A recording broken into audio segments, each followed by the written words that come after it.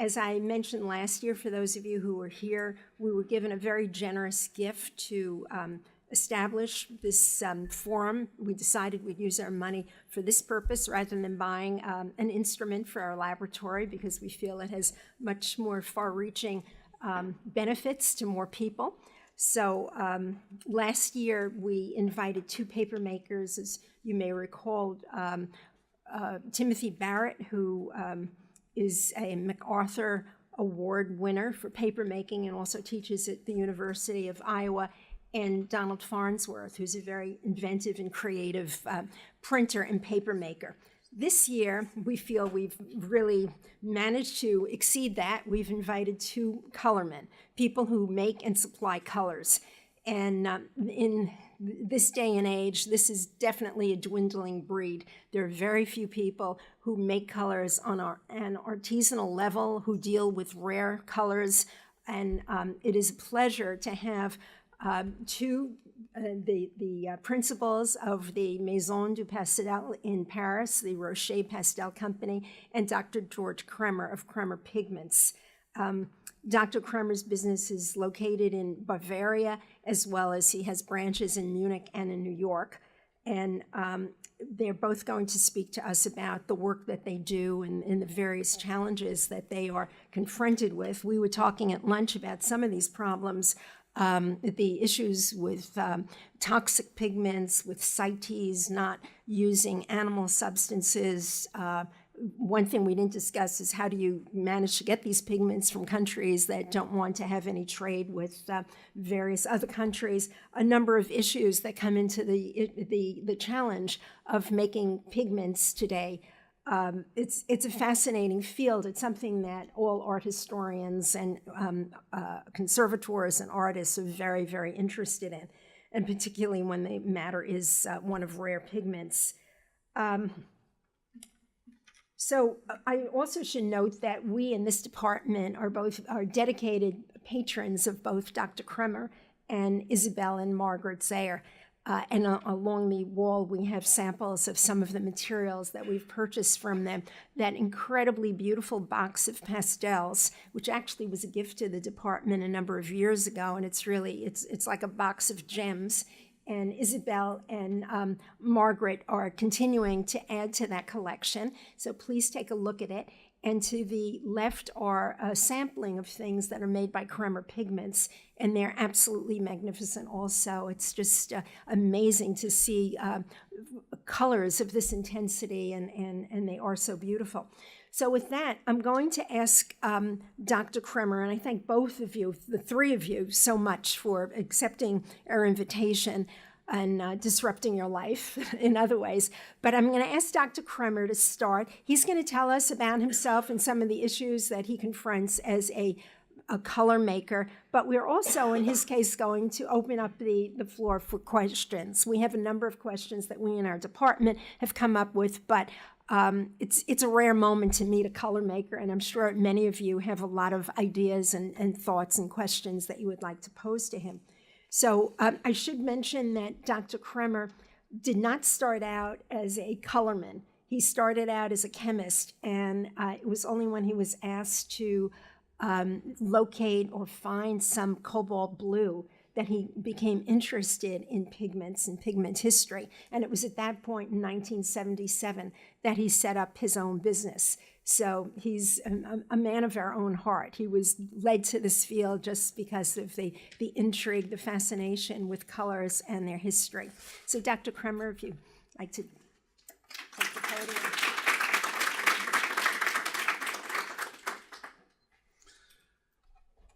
Thank you very much, Margaret. Thank you very much, all of you, for the invitation to come here first. Yeah, this colorman thing. It was nearly gone when I started to do business like this. In the 70s, the big industry was what was ruling the color world for the artists, for the industry, and to have a small business coming out of nothing, that was something very rare. I'm not aware of many other people who might have been started such late in the times being to do special colors for artists and for conservation. The business I've started in about 40 years ago, that was just by chance at these days. I was a chemist at university and had a friend who was conservator, and this guy needed something really urgent, color what was not available anymore. The place he wanted to restore was an old chapel from the 18th century in England, in London, and the ceiling of this chapel was damaged. Half of it was left and the other half was damaged by a bomb in the war, and the people responsible for this nice chapel wanted to have it done nicely and the right way, not just a blue on top of the ceiling, but the right blue. And they found out that all sort of cobalt blue mixtures they wanted to try didn't work out to match with the original one, and the original one was a blue glass. It's called smalt. And this smalt is highly metameric. And they were not able to make this pigment themselves. There was no supply in England, there was no supply on the continent. And this conservator, by chance, had a daughter who had some music school with my sister, and he came and we started to talk, and he asked me to produce it. And I produced it for him, and it worked out, and it had the right particle size and the right metamerics. So this was a nice but somehow unexpected start for me to come into this color business. Then he came with other things and wanted this and that, and in the end I thought about how to do something with this. That was about 1974. 1975 it was still not very clear, and in 76, 77 then I started this officially. I did my PhD in the meantime in 78 and had a nice career at university, and moonlighted as a colorman. But in the beginning, things look very easy. You see, you have a chemical education and you know this as a formal knowledge. But between the formal knowledge and what you can really understand about these things, that was a long way to learn. First thing, what I did, I tried to understand what is historic literature about colorman's business. There are some German books, some French, some Italian, and I got to read them, and some of them I reprinted and had some editions of 200 being distributed to the conservators to have a little bit of a conversation topic at the meetings we had. And then we started out to find out that this is much more complicated as a colorman nowadays than what we thought. In the beginning I thought, okay, that's a chemical commodity, we can buy this somewhere. But the smalt, but the rest we should be able to buy. But that was not true at all. When we went to the industry and asked for green earth, for example, they gave us green earth. But when you put this under a microscope, it's nothing but green earth. It's a mixture of some green pigments, some fillers, some strange stuff, and it's sold to be green earth. It doesn't behave like an original green earth, it doesn't look like a green earth, but it got a label for green earth. And things like this happened quite often in the beginning, And that was sort of difficult for me to find out where to get the real things. The green earth, everybody was talking about green earth from Italy, and it's called Veronese green earth. And we went to Verona, that's not far from us, 5 hours drive, and I talked to everybody who was looking like selling something for artist materials, and nobody knew about Veronese green earth. It is a name very much famous, but not in Verona. And then I went to the books again, and the book said, oh, that's called with a village name. It's called from the Montebaldo. And we went to the Montebaldo. That's a high mountain about, what is this, more than 10,000 feet high. And it's a real steep hill to climb up, and bad roads, and you need to come in summer and winter, it's all snow. And we finally found a place what was with the same name as the old name of the Veronese green earth. And in the evening, I decided next morning I'm going to ask either the people from the pharmacy or the teachers or the preachers in the village. Somebody should be able to give us an idea about this green. And the pharmacist knew that the father of the teacher was the man who did in his youth the green earth. But he couldn't walk anymore.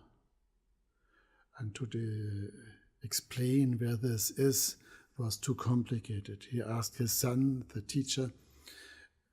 The son didn't know about this green earth, but about the place because of the fungus they kept sampling over there. And then I came the first time to see a real Veronese green earth after 3 years of research. You can imagine that was a start.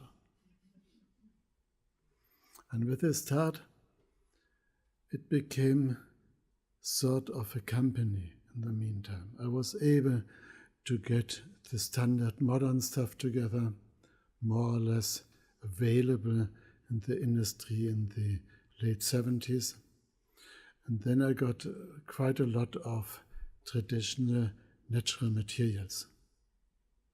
There's a place in Germany called Ida Oberstein, what was a center of the stone, of the precious stone industry in these days. And I visited many people from this place and talked to them about the precious stones people used to have to make precious stone pigments, like malachite, azurite, and lapis lazuli. And then I came upon the lapis lazuli, and as it's written with Cennino Cennini, this is a difficult material. You need to treat it separately to all other things, and then you can make it a nice blue pigment. And this recipe didn't work. There is a recipe, but it didn't work. We did it with the left hand, the right hand, with both hands, and it didn't work. But some months later, we retried the thing. And then these things what didn't like us in the beginning, they had sort of aged, like wine or other some good things need to have a certain age. And then it started to work. So by chance, we didn't throw it out in the beginning. We kept trying and got it to work in the end.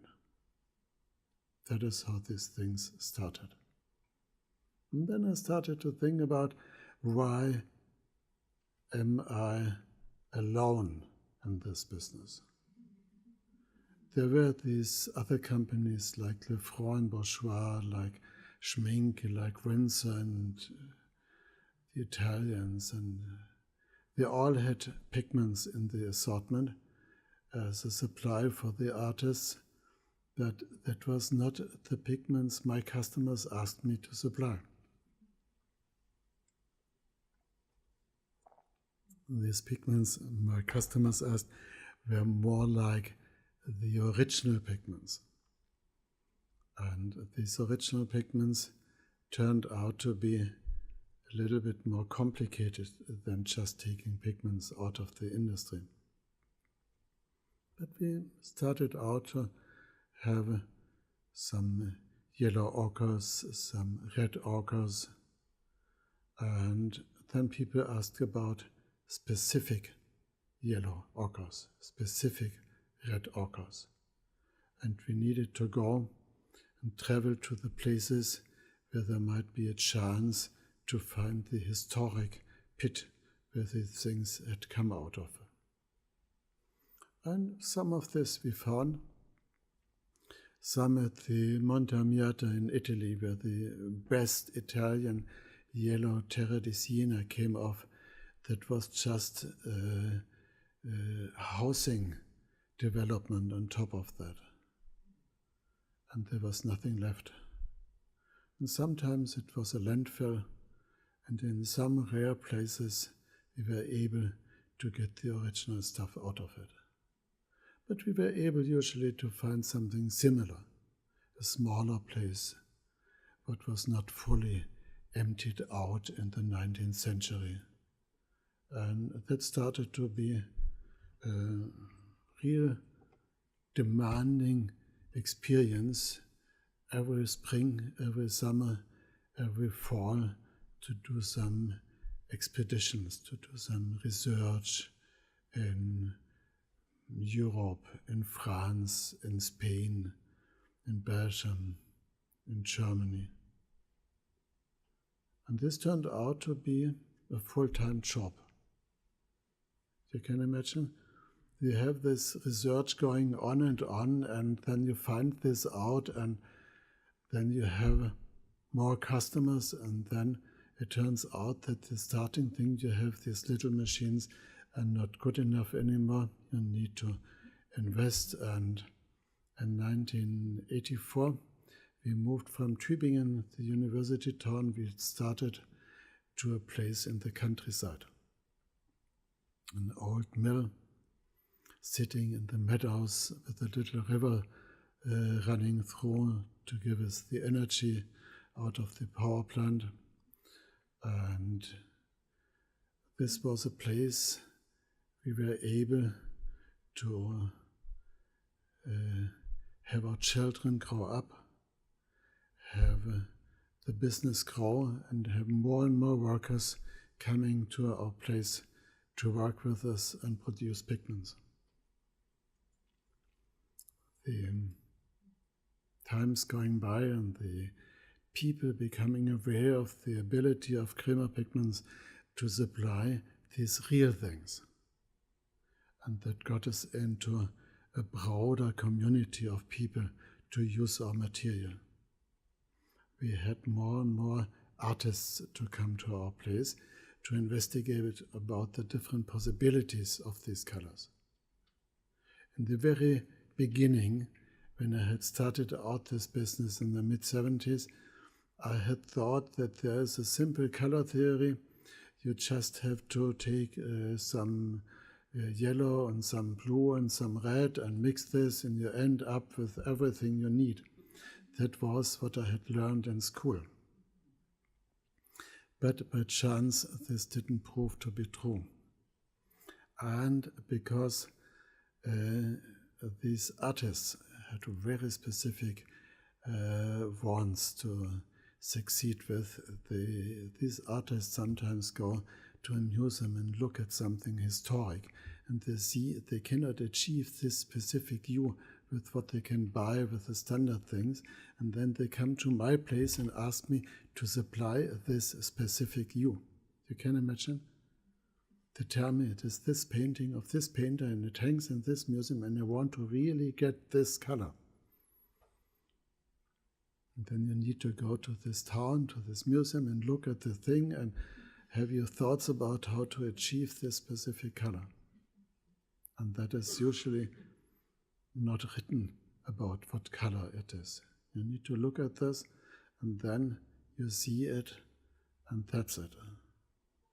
So I came here to the Metropolitan about 30 years ago, and I was shown around, and the conservator who showed me around showed me some Italian paintings from the 12th, 13th century.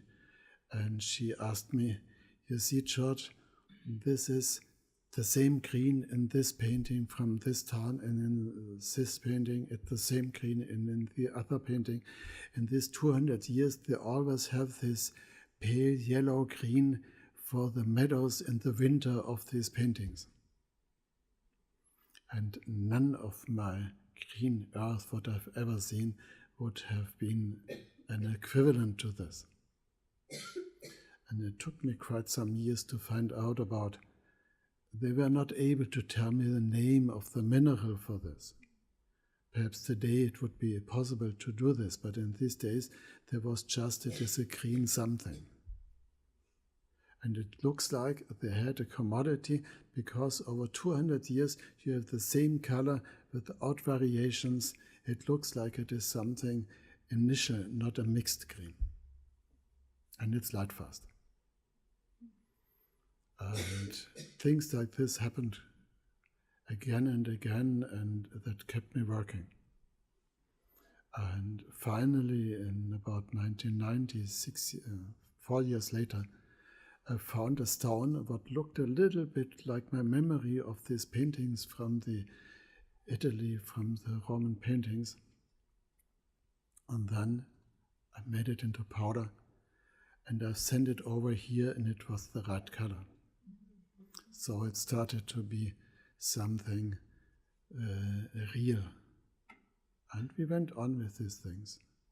We did violets, we did strange blues, we did strange greens, we did quite a lot of things, and for nearly everything of the things what we have in our assortment nowadays, there is a specific cause. Somebody asking for this and asking me to supply this specific color. And after 40 years of working, there's quite a lot of these things. One of the real nice things we were able to make, that was things which are forbidden for the industry. You see, if you produce thousands of tons a year, you have different laws than if you do 10 kilograms. And with this small scale production, we were able to produce things which are illegal to use for industrial purpose. There is arsenic pigments, this fantastic yellow orpiment. You've seen this perhaps. It looks so fantastic, this golden orpiment, but it's toxic. You need to take care and you shouldn't eat. And the realgar and strange lead compounds like the lentinulos. Especially the lentinulo was a questionable thing in the beginning. When I started out in the 70s, lentinulo was not really known. Kuhn had already published about this, but it was not really something people were aware about lentinulo. There was Naples yellow, different qualities of Naples yellow, but there has been an antimony tin that was not so famous. And then we found out about a recipe how to make it, and we made a light lentinulo, a golden, darker lentinulo, and then we came upon the knowledge there was a lentinulo 1 and a lentinulo 2. And we made a lentinulo 1 in 2 colors and a lentinulo 2 in 1 color. We were not able to do 2 different lentinulo 2 yellows, but it worked out. And it could be made, but it's so complicated to make it work with the different shades of the Latin yellow too, to make it work as a pigment. And this went on, and finally one of my customers who came into conservation told me, "Oh, I have made a PhD about Egypt blue. Wouldn't you like to make Egypt blue?" And I said, "Okay, let's try." And it's a highly complicated process. It takes forever, and it needs highly exactly regulated temperature in producing it, and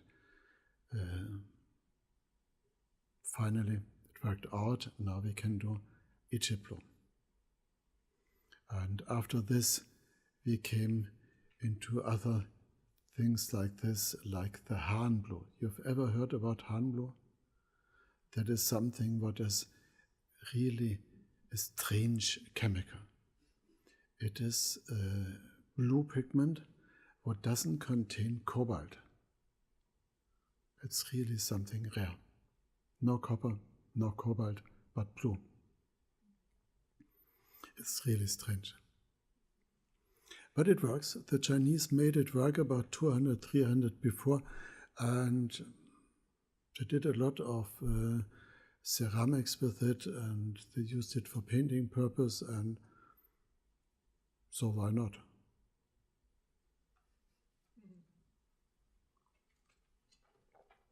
Then these things happen that we have a commodity like lead chromate or chrome lead, what is more or less yellow or orange or red. And this is a main thing for the last 200 years in the industry. You know about the problems with the Van Gogh paintings related to that. And then all by a sudden, the European Union decides no chromates anymore. And no chromates means no chromates anymore. That is, no dichromates, no lead yellows with the chromates, no red lead like the red lead chromate. Nothing. You have to replace these things. It's illegal for us to sell this. It's illegal to give it to you for free. We cannot do anything about the laws. Now these things are gone. And we have to find a replacement. There is a saying and a talking about the cadmiums. The Swedish have an everlasting desire to ban the cadmium pigments in the European Union. They tried this in the 90s, they tried this in the zeros, they tried this 5 years ago, and they did not succeed till now. But if there is a chance that they succeed, then we are banned to supply cadmiums. Then this is gone. We cannot prevent things like that. And because of the industry is banned from using cadmium pigments, there is no big user left to buy cadmium pigments. If you have a company producing tons of cadmium pigments and the only supply goes into the art pigments industry, then the supply is okay with some 100 kilos a year in the beginning, some 100 perhaps after 5 years, and it's going down and down and down. And the people who produce cadmium pigments, they discontinue the production. We were forced to skip some of the use we were usually supplying to the customers. Now that was 16 different colors we were able to supply. Now it's more like 12. And this is going to shrink more and more in the future. And there's one other thing we have real problems with, that is another legislation. This is, we have a historic production of many things. The people 1,000 years ago, 10,000 years ago, decided to invent this, and after the invention they used it. And since the invention, people were using this to the 20th century. And now the state decides that it's illegal to make this anymore. Like we do ivory black. Ivory black is something what is the most beautiful black for artists. There is modern replacements. There is bone black, of course, what is a chemical, what is similar to the real ivory black. If you use the dent or the bone, it's not so much difference. But there is a difference. The bone black is gray. And there's modern replacements. You can mix things. There's the so-called Wanta black and things like that. But nothing works like ivory black. And the European Union decided to keep it to the European Union. We cannot export it anymore. That's a pity. We need to make a replacement for the States. And things like this is making the business of a colorman more and more complicated. I thought this business ought to do this for my life because it was a small business, and I hoped that the big industry and the legislation wouldn't fool so much with this. Because small business, not much interest from the industry, not much legislation, I hoped. But this didn't turn out to be true. Compared to the old days, where you had the lapis coming from the east, traveling through the Arab to Italy in the about 900,000 years ago, coming in with the Crusaders out of Palestine to Italy, things like this. That is still possible to have things like this, but it's going to be regulated. You need to have a formal tax number for the customs to be able to import things, and things which are unknown, you need to find out about a new tax number for the import duties and things like that. It was much nicer to have some robbers on the road and just pass by. And nowadays, with the tax and the import difficulties, it's getting every year a bit more complicated. When we import linseed oil into the States, we risk to be asked for the license to import nutritions, things like that.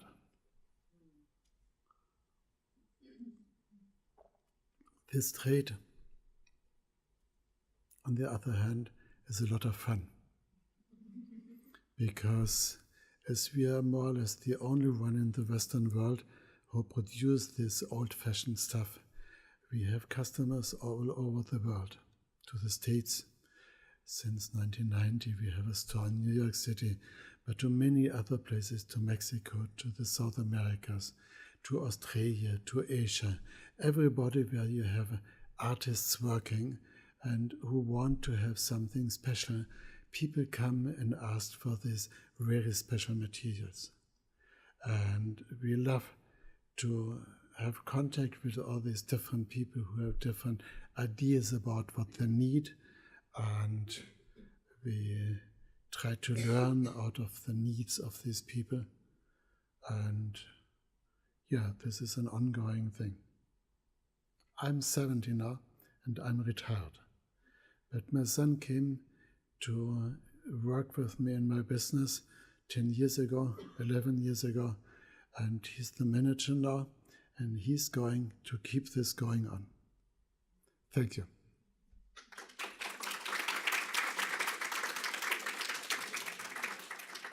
Thank you very much. Are there any questions that we could ask immediately following while they're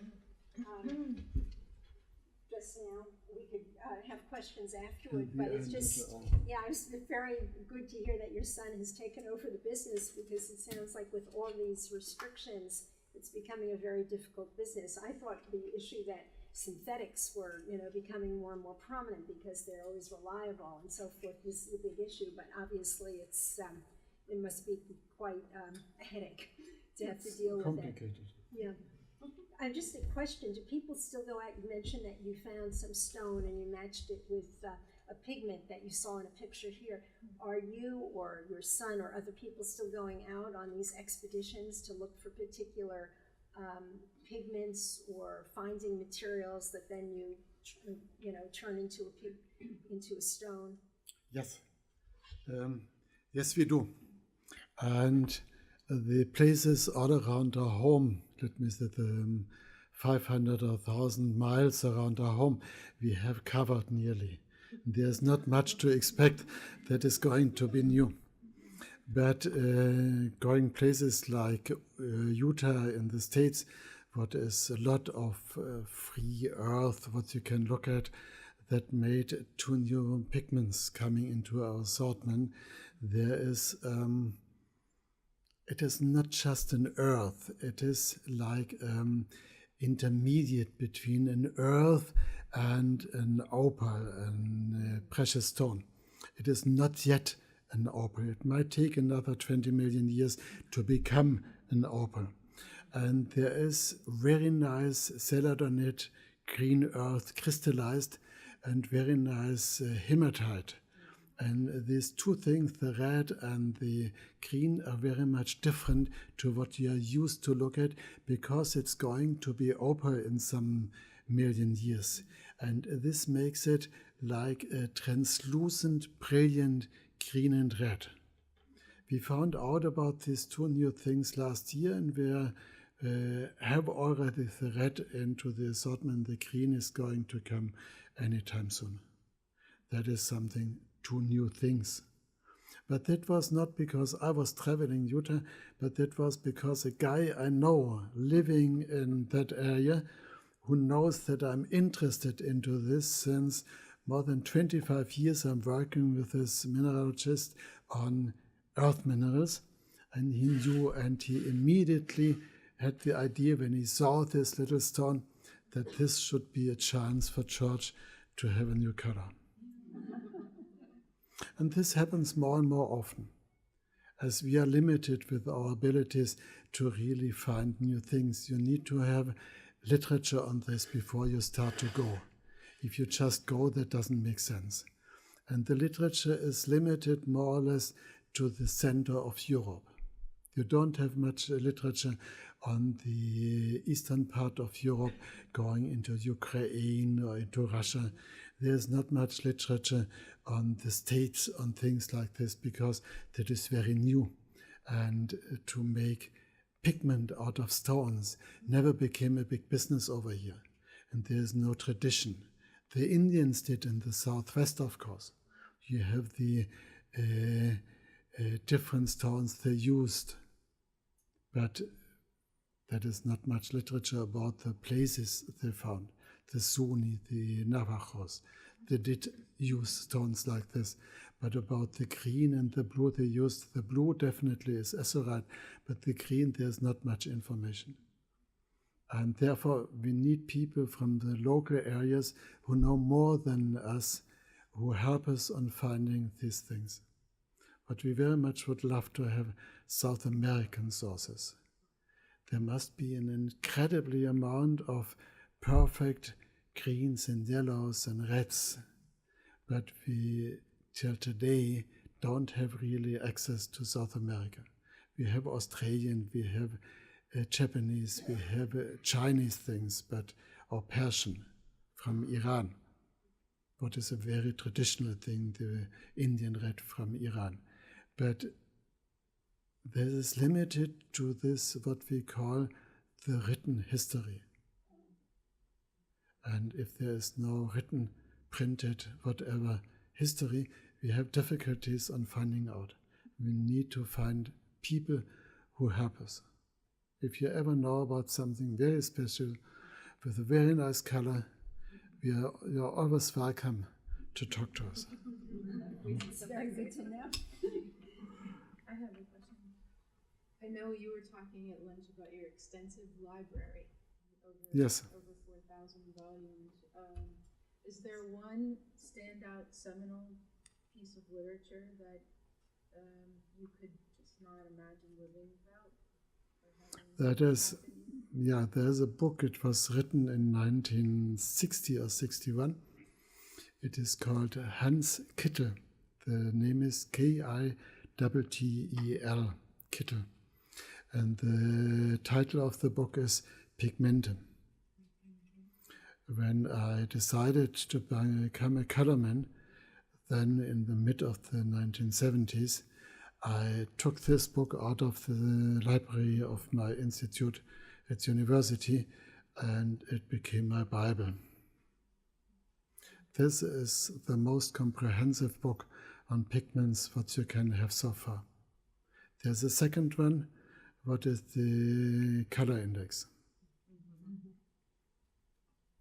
But the color index is more complicated. It doesn't give you an understanding. It gives you information on different subjects, but it doesn't give you an overview. It doesn't give you an explaining on how this thing works. You need to have this before you can read the color index. Are you making new pigments, or are you trying to recreate historic ones? Yes, we do. We have customers who are very much into the historic crafts. And for the artists and for the conservation, that's a different story. For the artists, it's reasonable to make new pigments if these pigments have a high stability and a high light fastness. For the conservators, it's okay to make this if the conservators are really going to use it. But for the craftspeople, the light fastness and all the other subjects are secondary to if these things are the real things people used 200, 300, 400 years ago. And if you have these wood coloring people, like people who do furniture, people who do musical instruments, these people have the idea that they are not faking something historic, but they make something new looking like an Amati or Stradivari. And they want to have the same look, and they believe if they look at the same, the sound is more similar than if it's without color. And for these people, we do all sorts of historic stuff. We produce it in small batches, like 2 or 10 kilos per year. And these people need about 2 grams per violin. And this makes reasonable amounts. We produce quite a lot of this strange stuff, yellows and reds. When you're searching for minerals, do you always find them on the surface of the ground, or do you sometimes have to dig deep in order to find it? And if you have to dig deep in order to find it, how do you know where to dig? That is a very easy to answer question. If I would dig underneath with a big hole, I would need to have a license. Point. As long as this is what we take as, let me say, 1,000 pounds, what just fits into a trunk of a car. That is enough to sustain for many years with these specific materials. And sometimes we are able to secure the local license of the landowner to give us this material. I was never asked to pay for this, but I was asked to do it carefully. And usually we find bigger amounts when there's a construction of a road going on. And then we can take even tons. But the digging underneath is restricted, and we are probably not able to get a real mining license for these things. With a mining license these days, you need to do a lot of paperwork. And this paperwork, and you need lawyers, and you need this and that, and I doubt that's possible. We need, let me say, 1,000 pounds, 2,000 pounds out of the wilderness. And when you find a mineral, do you know that you have found something that will be very valuable to you, or do you have to take it back? We hope. We hope to have found something very valuable. We take back home a pound or two, and test it. And then we come back with another car and help. So, Have you ever looked for black chalk? yes, And have you found it in the places that Janino has identified, or no. it seems to be very elusive? That is, this black chalk thing is something what we came upon to find a French artist who offered this commodity to us. He knows about a mine in Normandy, he says, where he finds this chalk. And we are able to send him over and fetch it for us, but he's never going to tell us where. It's just like in the Middle Ages. It's like in the Middle Ages.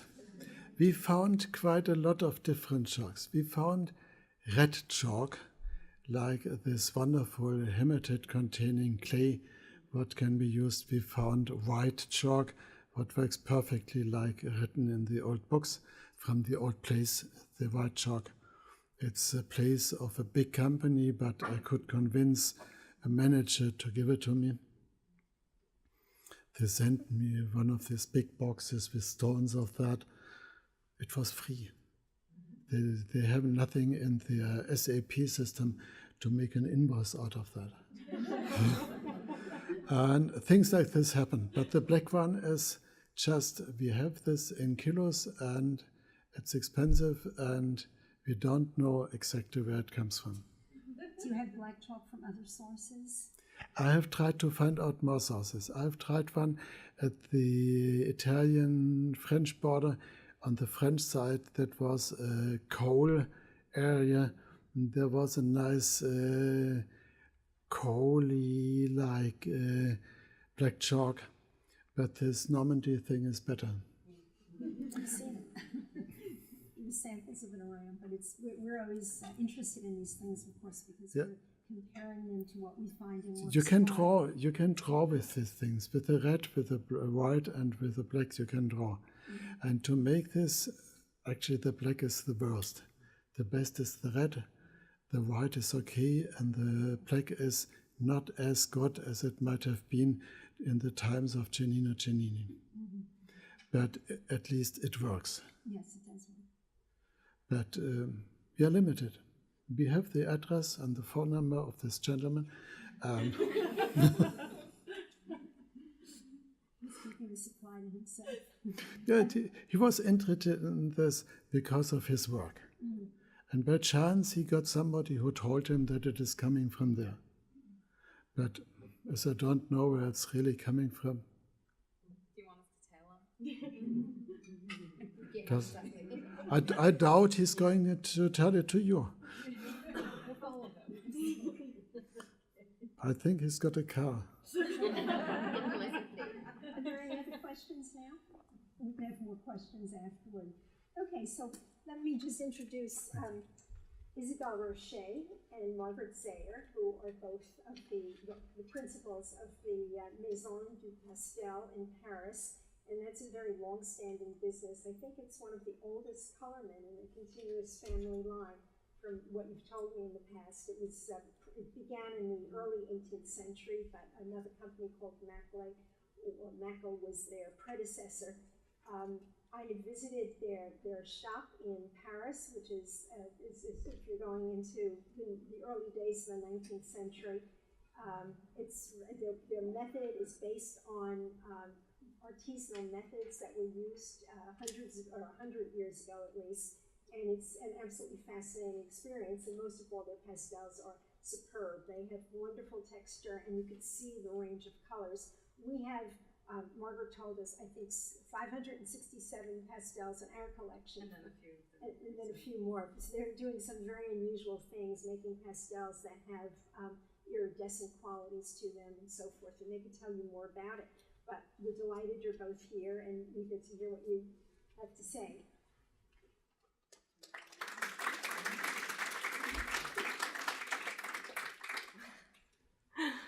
Well, hello everybody, and thank you very much, Marjorie, for inviting us here. And thank you, Craig, for organizing all the details that allow us to be here this afternoon. We're really, really honored, the two of us, to be here in such a huge institution. And it's in particular has even more meaning for Margaret, who has really fond memories of coming to the Met with her father when she was a child. We are essentially pastel makers. So we make handmade pastels out of powdered pigments. And it's a really small company. It's just the two of us. So we're not the heads of the company. We're really the people making the pastels. No, I'm good.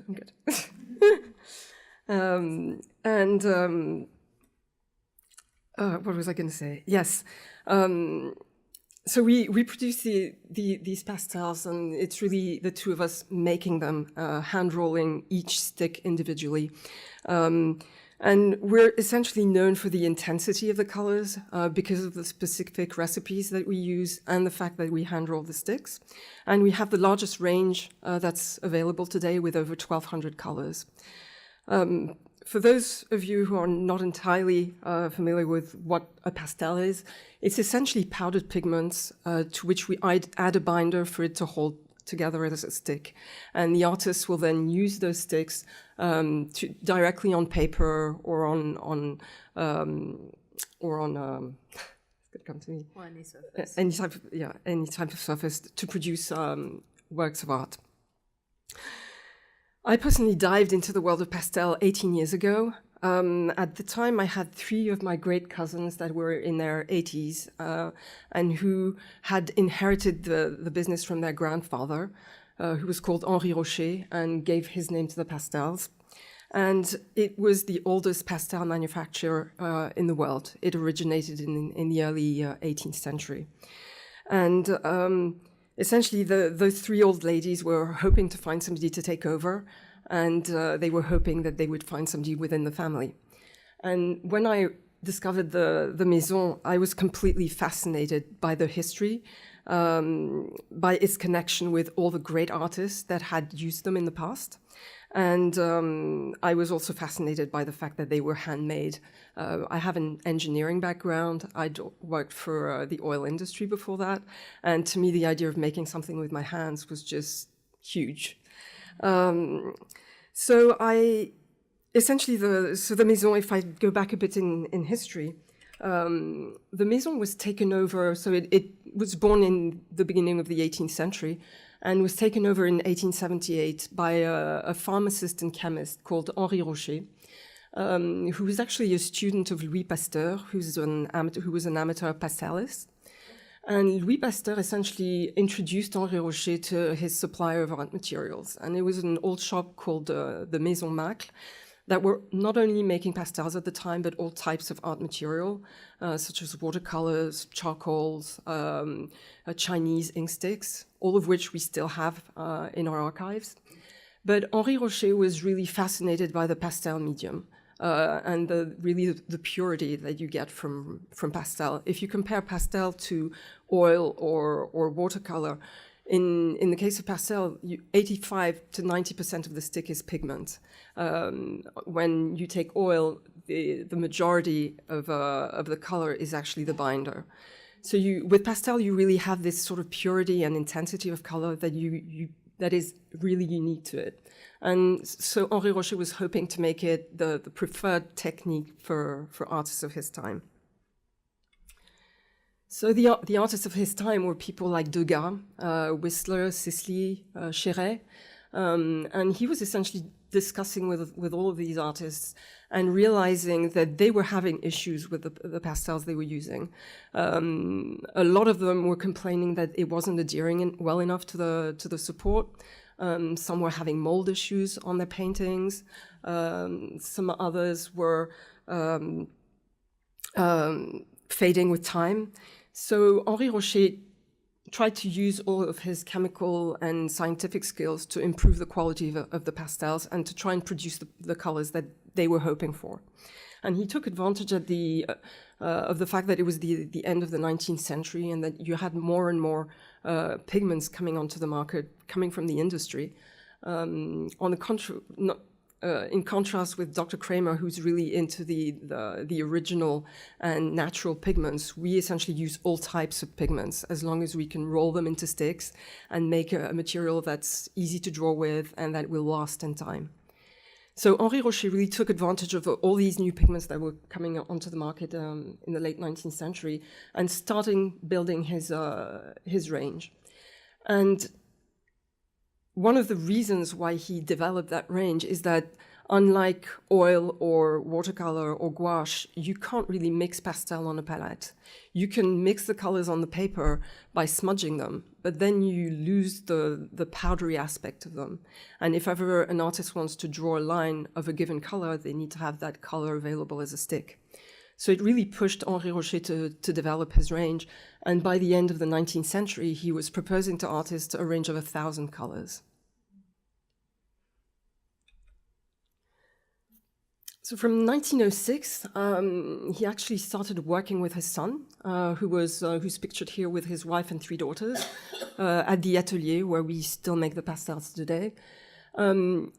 He was also called Henri, but he was a medical doctor, an MD, and he essentially practiced medicine all of his life. But he was a really passionate man and with many interests, and pastel became really an important part of his life. So he continued producing even more color and arrived in the 1930s to a collection of 1,650 color, which had never been seen before. So this is actually a tray out of a collection that we have at the shop. And it's essentially that palette that artists like Vuillard, Xavier Roussel, Raoul Dufy were using at the time. And it was also a really interesting time for the pastel medium with quite a serious practice. Pastel has always existed. It's been used by artists all the time, but it really comes in waves, the moments where certain artists bringing to a really higher level. And the beginning of the 18th century was a really good period for it. The late 19th century as well. You had the 1930s. But then the Second World War came, and so that it brought a stop to essentially to our fabrications, to the Roche fabrications. And the atelier where they were made was occupied by the Germans, and the Roche family had to flee to the south of France. So they took with them all the recipes and all the documents that they needed and left behind the pastels and the pigments. But when they came back, essentially the atelier had been looted and they needed to rebuild everything. So the doctor was in his 80s and he died soon after the war. But his wife and 3 daughters started making colors again.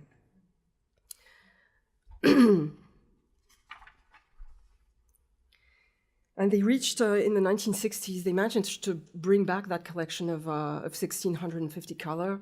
And they were really part of the big practice of pastel in the 1960s and 1970s around a group of artists such as Sam Saffron, who's a French artist, Pierre Schira, or the American artist Irving Petlin, who are still artists that are still alive today, sort of in their 80s. And who did really magnificent work in pastel in the 60s and 70s. So it was a good time for La Maison du Pastel as well. But then in 1975, the mother of the 3 daughters died, and it was the start of the decline of the company. The 3 sisters continued working together and producing the colors, but they started producing less and less. And unlike their parents, who were quite open about their pastels and didn't hesitate to publicize what they were doing and to be proud of what they were doing, the 3 sisters were very secretive. So I don't know whether it's because they were had to really hide during the war because of the pastels, but they had this really secretive way of working, and essentially they were comfortable with the artists that they knew, but they didn't try to develop the customer, the clientele. So as the artists grew older, the clientele started shrinking. So by the end of the 1990s, the business was really in serious trouble. And the fact that they were getting old the rumor had started spreading that the Maison might actually shut down. And that's when I rediscovered it. I'd been to the atelier maybe 10 years before. I was studying to be an engineer at the time. And the place I'd visited was really this old rundown place held by these three old ladies that came right out of the 19th century. They essentially lived during the 20th century, but they lived in the matter of people living in the 19th century.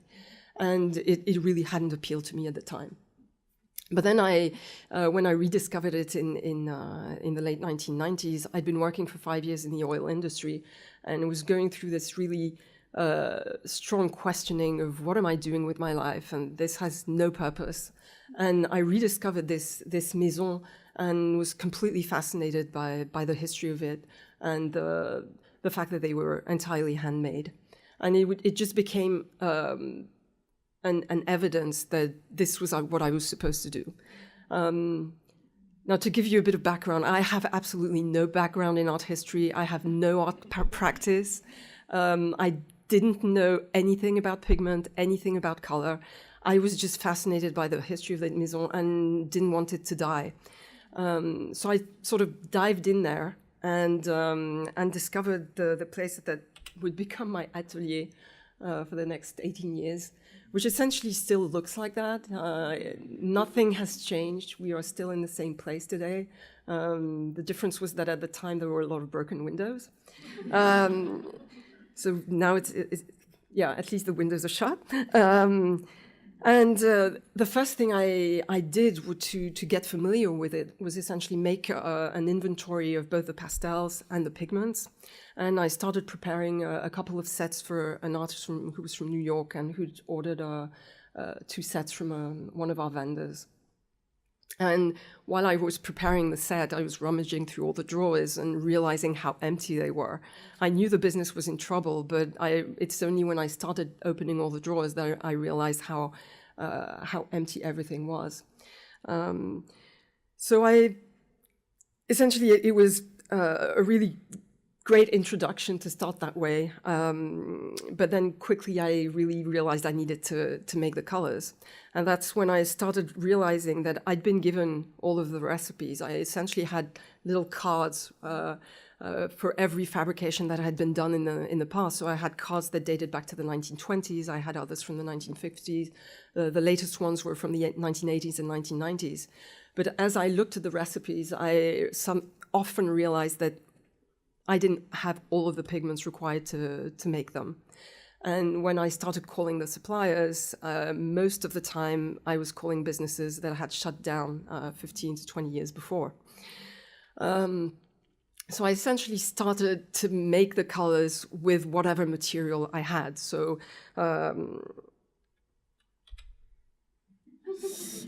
and I was helped along the way by this old lady who's called Denise, who was one of 2 twins. The 3 sisters, you had the elder sister and 2 twins. And she was the artist of the family. She really spent most of her life practicing using pastel, and she was sort of the head of the atelier. Her older sister was more the one who was running the business. And so she's the one who taught me how to make the pastels.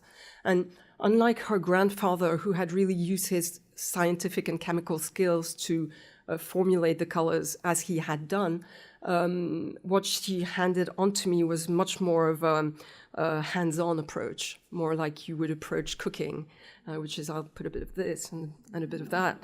And for somebody with a scientific background, that was sometimes quite difficult to deal with. And I really remember in specific moment where I was asking her, but why do you do this? And why? And I don't remember what the question was exactly, but I was trying to understand why. And her answer was, ça s'explique pas, ça se sent, which means you can't explain it, you have to feel it. And what I wanted to learn was how to feel things. But so her presence was really essential. Now, at the time, I only had a handful of customers, but the few that were left were really eager to have colors because as the drawers were mostly empty. Some artists have been waiting for 2 or 3 years for certain colors that they desperately needed. So I essentially started with the colors that they needed and for which I had the ingredients. And I started really learning about the making process. So as I explained, So essentially in our range, in our collection of pastels, our ranges come in most of the time in 9 gradations. Most of the times it's a color that's gradated with white, but they can be colors gradated with black or colors that are crossed, like we have ranges that are a green crossed with a red or a yellow crossed with a blue. And we graded them 9 times. So we have a recipe for the pure color, we have a recipe for the white, but all the intermediary gradations are completely done by eye. So we take a bit of white, we take a bit of red, and we try and get the gradation that we want. So the first step is really to weigh the pigment. At the time I was using this old balance. Since then we've actually invested in an electronic one, which is a bit more precise. But I really loved using that old balance. And so we start by weighing the pigment, by adding the binder and the water, and we pass that paste through a grinder to refine the texture and to really incorporate all the ingredients. So we do that with the color on one hand and the white on the other, and then we do all of the gradations. And then once the gradations are set, we put the paste, which is a relatively liquid paste, into a cloth, press that under a hand press to extract the excess water, and have a consistency that's agreeable to roll into a stick. So we make those little balls of paste, roll into sticks, align them on a plank next to one another, and then we cut them to the right dimension. And then really the last thing we do is to mark them with our stamp, with the 3 letters ROC, which are the first 3 letters of Roche. And then essentially the pastels are left to dry. So I repeated that for 30, 40 different colors over 2 years. To give you an idea, going through all of these steps today, the 2 of us, it takes us about a week to produce around 80 to 90 sticks of each gradation. So if you can imagine, that's today the 2 of us having the experience of working. So when I started, I was not as efficient. And essentially in the first 2 years, I produced 350 colors. Now, my dream was to reproduce the full 1,650 colors of the historical collection. And when I took over, I thought that, in 3-4 years, I'll get that done. So I really quickly realized that it would take much longer to get the collection back. But by 2002, I had made about 350 colors, and I had a bit of everything. I had yellows and blues and greens and purples and earths. And I was essentially at the time only selling them in one place, our shop in Paris, which we still open only half a day a week. The rest of the time we're at our atelier in the countryside. And at the time in 2002, sometimes I would spend like 3 or 4 weeks with nobody coming to the shop. And I was starting to question whether there was still a place in the modern world for colors that were made in that way, that required so much of labor, that was so much labor intensive. But at the same time, the few customers I had were really dedicated customers, and they really kept saying to me that they needed the colors. So I thought, well, if I have a small circle of artists that are so dedicated in France, and I multiply that with all the countries around the world, I should be able to make a living. So I sort of, from then on and for the following 5 years, I essentially continued growing the collection, and in parallel trying to develop sales. And one of my first the first market that I looked into was actually the US, because you have a lot of pastel artists in the US and really strong, really living associations and workshops and etc.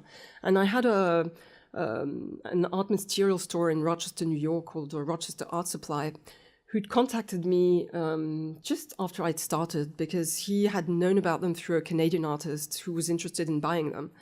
And unfortunately, at the time, I had to tell him, I'm sorry, I don't have anything to sell, because the little I had left, I wanted to keep for the French artists who needed them. But I told him, the day that I have something to sell, I will get back to you, and which I did in 2002. And he rapidly took all of the colors I'd made, and since then has essentially continued doing that over the years. So today he's the only vendor around the world who actually sells our full collection of colors. And he's really become a solid partner. So we were helped at the time by an article that was published in the Pastel journal, which was a really fun article, because it was written by an artist who'd come to Paris a couple of years before, looking for Roche pastels. But he had had a lot of difficulty finding them, because at the time, we didn't even have the phone at the shop. So you couldn't even find us in the directory. So he'd finally found ways by asking people to find out that I was there on Thursday afternoons, and he'd managed to find the shop. And he told me, well, the day that you sell them in the US, just tell me and I'll write an article.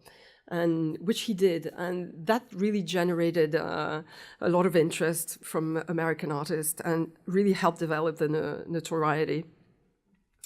But what selling in the United States brought up was the fact that there was a really big issue with the price.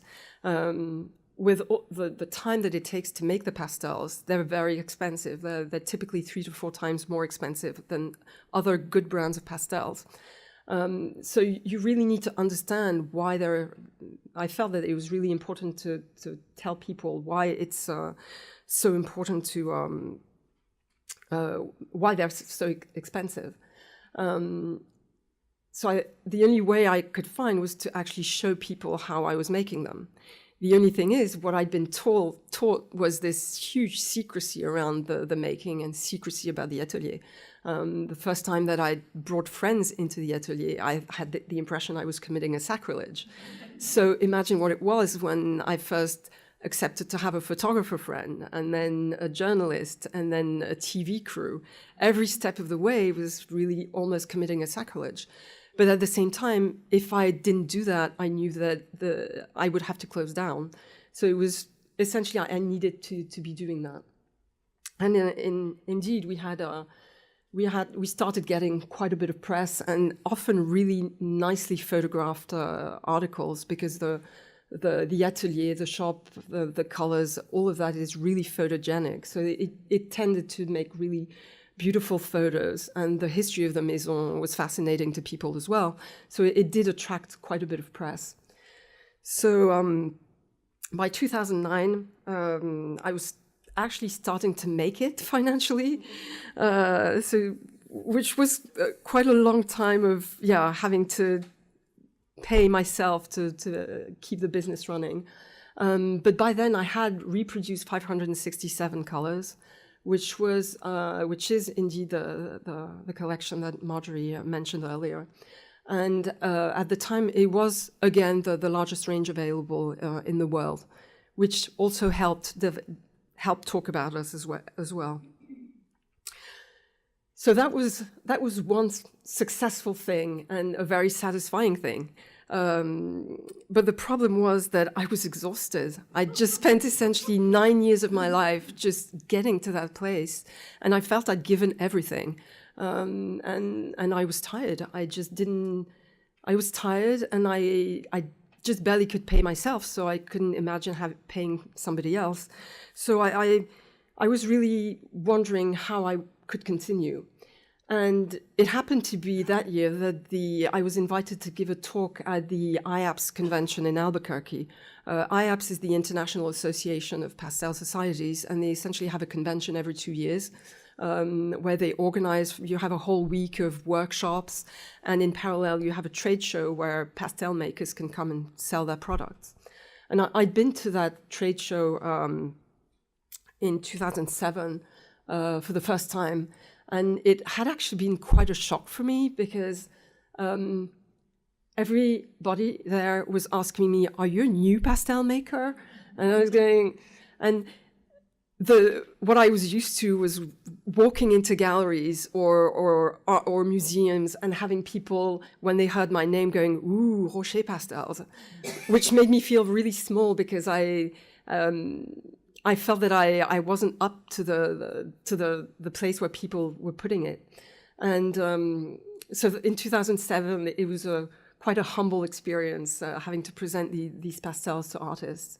And it was in particularly difficult for me as I was not an artist myself. So I had no way of sharing why artists were appreciating them. I knew what artists had told me that they liked about them, but it's really not the same having somebody talk about it directly and me just saying what they had said. So I went into that convention in 2009 having to make a speech when I had no motivation anymore, and I thought that it would be the worst presentation ever.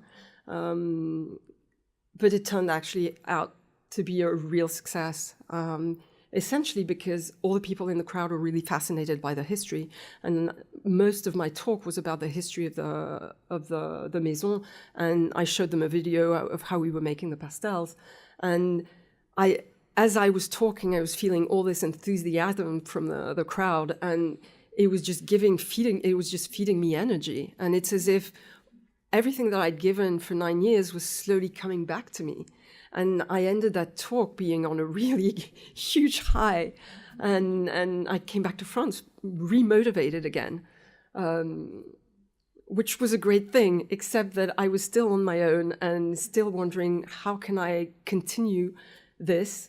Knowing that I can't stand being on my own anymore, but having the issue of how can I pay somebody to help me, and another issue being how can I share the space of the atelier with someone, because I'd been there on my own for 9 years, so it had become a really intimate place. And it was also, everything was based on secrets of fabrication. I had recipes for the colors. So I was wondering, well, how can I have somebody help me at the atelier without showing them the recipes? And how can I do all that? So I was really sort of stuck for a few months. And until I received a mail in 2010 from Margaret that really changed everything. She was studying in Spain at the time and looking for something meaningful to do over the summer.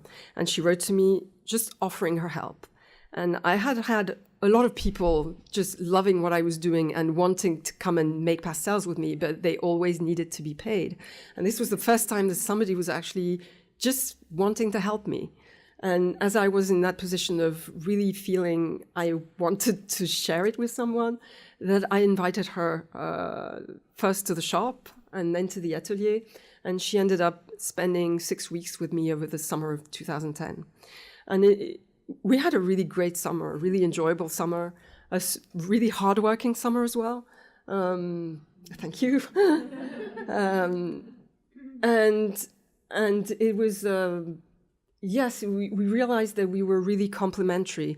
Margaret really has an artistic background. She's just an art materials geek. She's always on the lookout of new colors, new materials. And when I was formulating my colors, I was looking for the pigments because I had to, but not with the same passion. So I felt I was lacking something. And for her, it was completely natural. That's what she loved doing. So it was really great. And so she had to go back to the US because she hadn't finished college. She still had 1 year to do in college. So she went back to college, but she did come back for a bit of time in the winter. And during that winter, we actually made one of the first new colors. I essentially hadn't made new colors since 2007.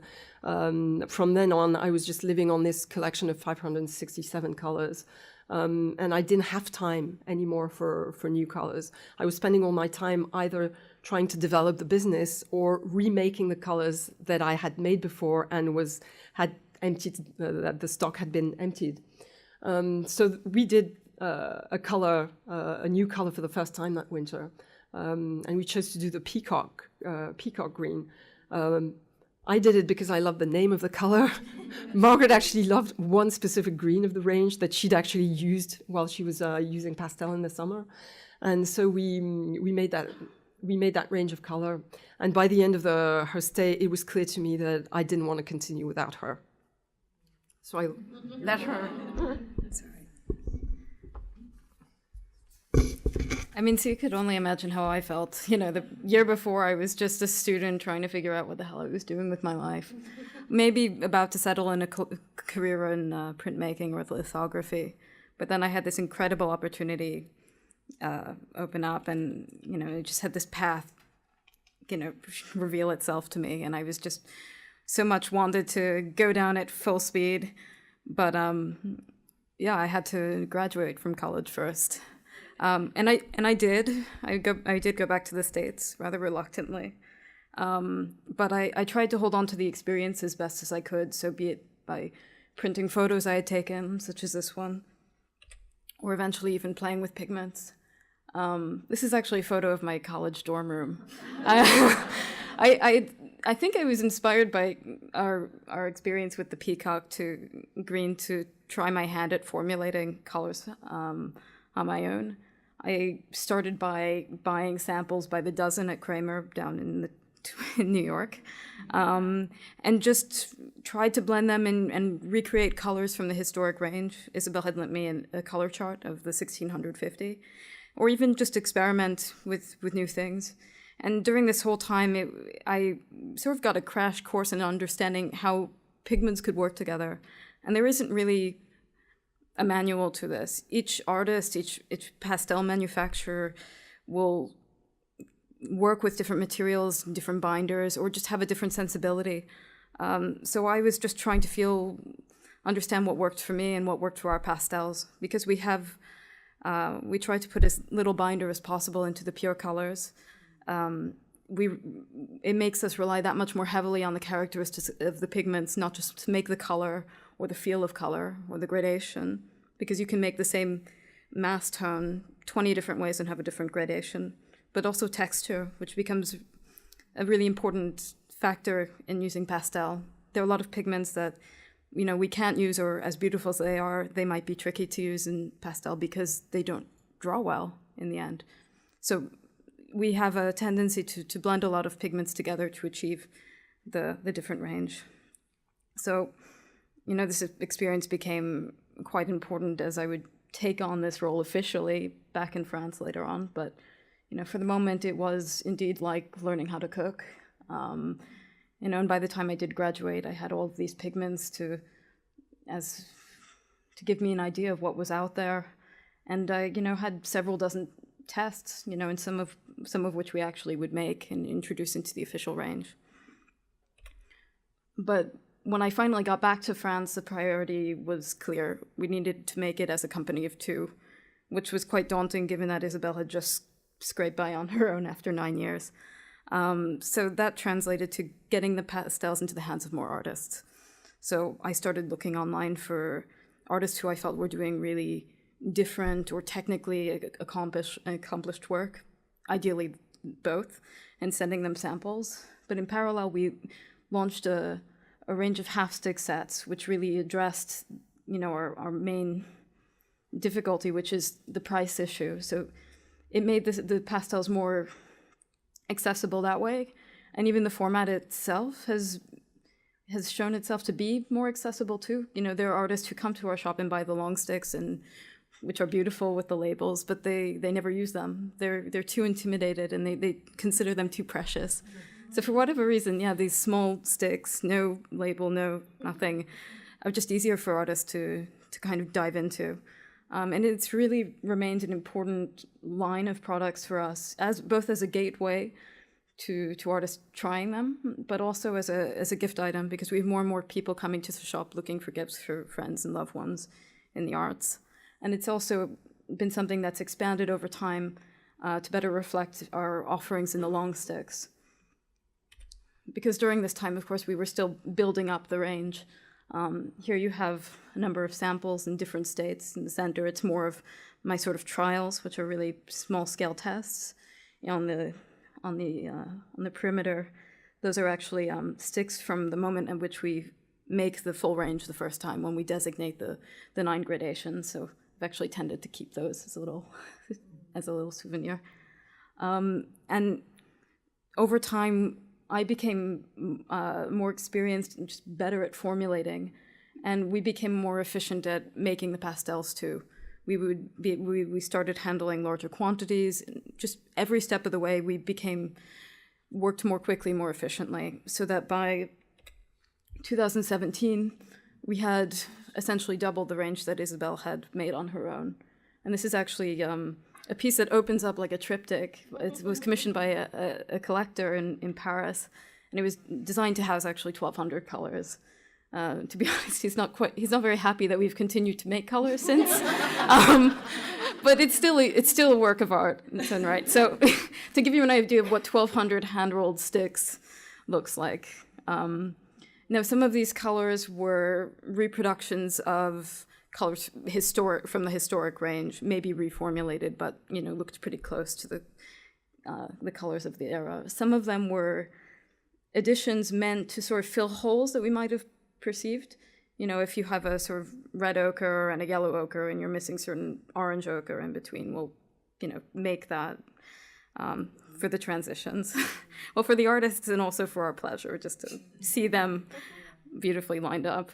And some of them are really inspired by new pigments that we were being exposed to.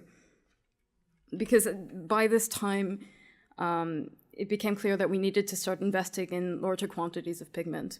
Buying by the kilo was no longer, it was no longer a viable answer. And by this point, I was starting to invest a bit of my own in the company. So I started looking online and slowly but surely developed a new network of suppliers, primarily in Europe and North America. A lot of synthetic pigments, a lot of mineral-based. That we're still working with a lot of French ochres, and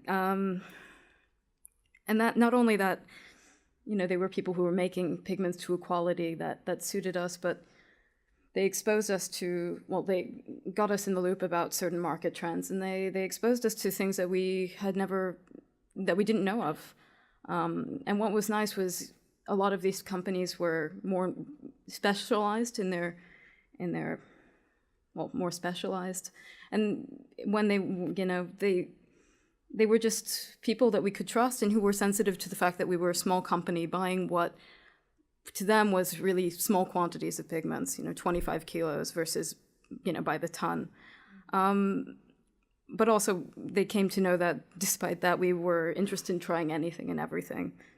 So, when we started pairing some of these new pigment discoveries with our,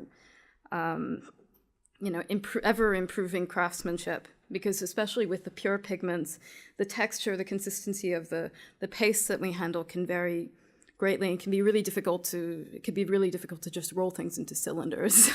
So there are things that really pushed us to the limits of our craft that we managed to overcome more and more kind of obstacles in that way and come out with some pretty extraordinary colors in the past few years, which has been nice because it's helped us shift our reputation, or expand it at least, from being this old Maison, having served these artists of these very well-known and highly regarded artists of the 19th and early 20th century, to really being about the product and what we do today, and it's the qualities of the actual pastels, which has been important to us for to feel a bit more relevant than just a sort of novelty. So I guess we made some really exceptional things and I'm going to show you what we consider a few notable examples. So like Isabelle said, when it comes down to it, our main criteria in assessing pigment is, does it have a high light fastness? Is it, if it's not deadly toxic either, so lead and mercury and stuff are off the table, can it be rolled into a stick? And can you draw with that stick? And sometimes the fact that well, it's like we speak a different language than a lot of the manufacturers. So when I started writing to carbon black manufacturers, asking for a sample of their darkest blacks without any other specifications, not being able to isolate, a specific process or a particle size, I was probably met with quite a few raised eyebrows. Not that I can see it. But ultimately, my general inquiry kind of paid off, and I got a sample of a really exceptional, fine carbon black, which was magnificent and a complete nightmare to work with. Every step of the way, it was just impossible. And, we could have given up, it was filthy. To roll sticks was nearly impossible. But we persisted and ended up with this, which we called our extra black, which is in fact the darkest black you can find in the pastel medium. And this was really significant because it was a bit of a breakthrough, because it was the first time we had made something that we knew was exceptional. And to be honest, at that time, this is probably 2012, there are a lot of people who kind of like to hate us in a sense. Because the pastels are expensive, people write it off as, it's because they're French or because of the history that we are just taking advantage of people. And so with this, I guess we had that extra self-assurance that, no, we could do something that's, nobody could kind of take that away from us. Reds are another kind of important staple, highly appreciated. And according to a collectioner friend of ours, apparently the more red you have in a painting, the more valuable it is. Not sure how accurate that is. It was the one who made that piece of the 1200. He's told us that story twice already. But for the longest time, actually, there was a whole section of reds in the historic range that I just couldn't crack. I would be blending pigments, I would be trying anything, and I would just be lacking one thing or another. Either the color wasn't right, the luminosity wasn't right, the gradation wasn't right, and I'd sort of put it aside until one day I discovered, or rather uncovered, an old pigment sample we had bought of this, what turned out to be this incredible ruby red. And what was special about it was not only the color, which was just beautiful, deep, luminous, but the texture. It was really agreeable as a stick to draw with, which is quite rare, at least for us in our process. It's a bit of a unicorn of, of pigment. So I, jumped at the opportunity to get my hands on it. But there was a problem. By the time we had rediscovered this pigment, it had been discontinued by the manufacturer. And this is not a rare occurrence. Pigments come and go all the time, or they evolve to better suit the industries they're designed for, such as automotive coatings, plastics, in short, not us. No, and we've come to accept that, sometimes we win, sometimes we lose. But in this case, by the time I did hunt down another manufacturer of this pigment, and it became clear its days were numbered, it was already becoming more expensive. It sounded like the raw material was becoming more, rare. We had a decision to make. Either we buy a small quantity of it and risk it disappearing without an adequate replacement, or at least adequate for us, or do we hoard it and risk something better coming along? And in the end, we decided to really stock up on it because it was too rare, and we didn't want to, be afraid of being too successful with it. That would have been horrible. And God knows, since I'm the one reformulating, I never wanted to have to reformulate that in my lifetime. So I think we've taken care of that. So ultimately, we did use the pigment and come out with a good half dozen colors utilizing it. And we assembled a bunch of those with some other reds into this half-stick set last year, which, is quite eye-catching, and it's remained a really popular item at our shop.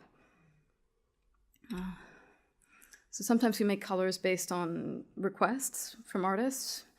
For a long time, we had people asking us if we had any metallic colors. I think gold really in particular. So one day I just, finally said, forget it. And, I bought a sample just to see if it would work in our process. And once I had a result that I liked, I contacted the manufacturer, expecting to buy, say, 25 kilos of a gold, 25 kilos of a copper, or the same for a silver, the minimum. But in the end, what what happened was that, well, first they offered to sell them by the kilo. And second, they were really generous with samples. And that just changed everything. So 1 gold became 9, 1 copper became 9, 1 silver became a full grayscale, and then some. And what we liked about this was that, like with the regular colors, you know, sometimes we make a color knowing it will be successful, knowing it will be particularly profitable. But most of the time we don't make things, you know, well, we don't make things because of that. And we make a lot of colors that we know we might only have to make once in 20 years because they're just as important to the artists who need them as the really flashy things or whatnot. So, you know, we applied that to the metallics as well. And they ended up being, you know, well received. They're really exceptional quality. And once again, a question of really pushing the formula to the limits. But then we took that a step forward, further, with our scarab range, among other things. But I think what I liked at the time was that these pigments, which are mica-based, are ubiquitous. You know, they're everywhere from, you know, the finish on your car to the shampoo bottles and in the bathroom. And they're, for me, like pigments that are really so much symbolic of modern times. And I like the idea of taking them and bringing them back to the natural world. So, you know, we made them because they felt right. We didn't know if artists would like them or not. And in the end, they turned out to be a hit. You know, even people who've never picked up a pastel in their lives are drawn to them, drawn to all of these iridescents. And, you know, if one of our goals is to make pastel as appealing to artists as possible, I think, you know, this plays into it, you know, as well as the idea of trying to make pastel that much more relevant in the 21st century, because it's a medium that's, you know, doesn't always have a reputation for being powerful or being interesting. There are a lot of artists who've had bad experiences with it, and, you know, they might come to the shop and just find something that makes them enthusiastic again. You know, and it took a while to get to this point. You know, it took a while to get the confidence to even take small liberties with the historic range. Let alone to add new colors that hadn't been seen before, or try things like this, which, you know, certainly had never been attempted in the past, or they didn't have the means to.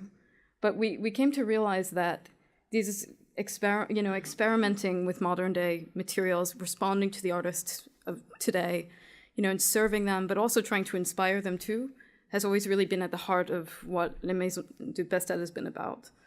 And that's been quite liberating to know that, you know, essentially the sky's the limit at this point. So as you can imagine, we've had a lot we've been excited to talk about the last few years, and social media has been a really great way of doing that. You know, in fact, it's really the sort of natural extension of the word of mouth that's helped get us known again, and you know, get us by, help us get by. So, you know, and also Facebook and Instagram are just great ways of us sharing what we love, because most of the, you know, what we do, what we love, because most of the time we're just in the countryside, in a tiny village on our own. So that too is quite satisfying. You know, and Instagram in particular, which we only joined last year, has actually been a particularly unexpected creative outlet for me, but also a really great way of us to exchange with other creative people, not just pastelists. You know, as much as pastel is becoming more and more popular, and we like the idea of spreading it that much further, the usage of the medium, you know, really breaking down barriers of, you know, who can or can't, or how you can or can't use it. But going back to social media, when you think about it, you know, the fact that we make color for a living makes us incredibly accessible. And the fact that we've come to be able to document our work fairly well has just made us that much more kind of ideally placed in this sort of age of social media.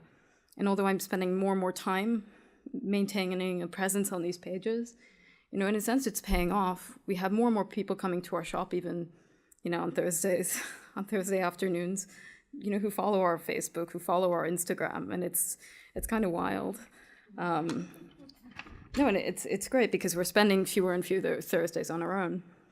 you know, in the shop, which was this sort of become almost a place of pilgrimage for enthusiasts of the artist of the late 19th, early 20th century.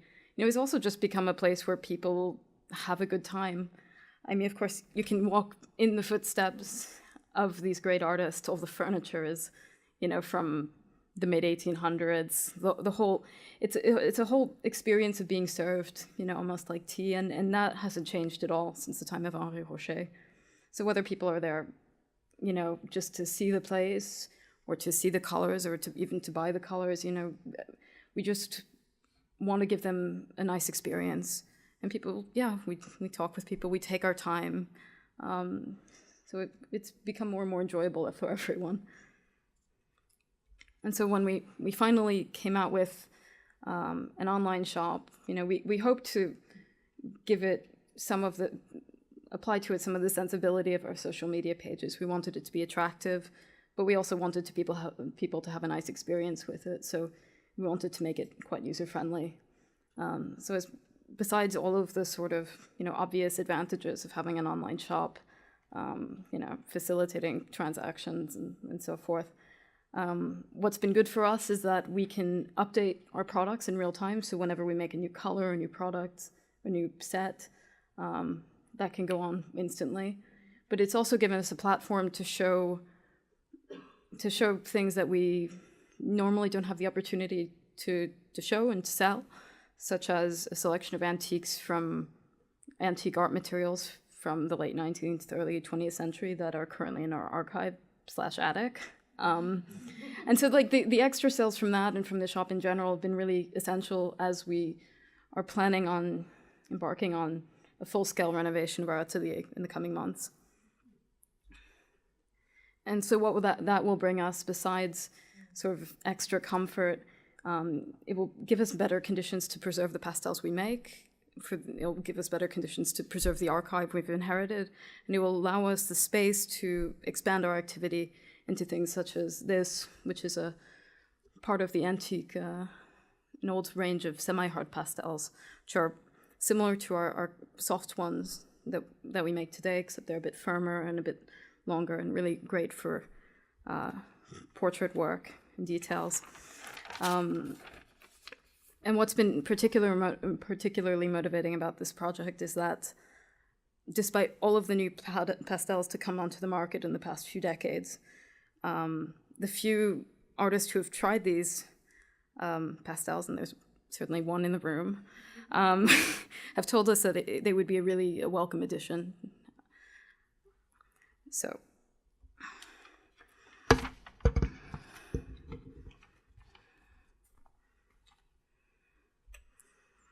here we are now at the brink of a major change, one that will significantly improve our lives and our work, but will also bring a great deal of challenges.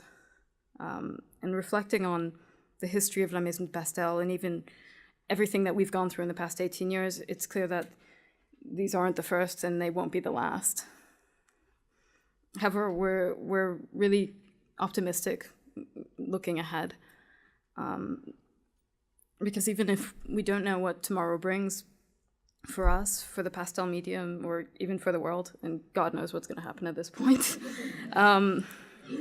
we're confident that we're doing what we feel is right, and we really look forward to starting this new and what promises to be a really exciting chapter in our story. Thank you.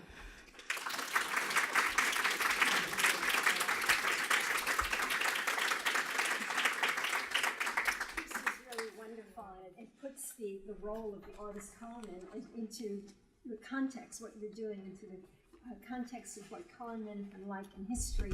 The question that so many people have had, is it the Carmen who drives what the artist is doing? We know in many instances when new pigments were developed, it created new trends, and what you're doing now, and pushing pastel in another direction really fits into that trajectory that we've seen. It's a wonderful story. I hope you turn it into a book. There's no one else around who has this family history, and then to see all the changes that are going on from people like those in the audience, it's fascinating. Anyway, I think there's some questions, so perhaps you and Dr. Kremer could take a seat in the front. So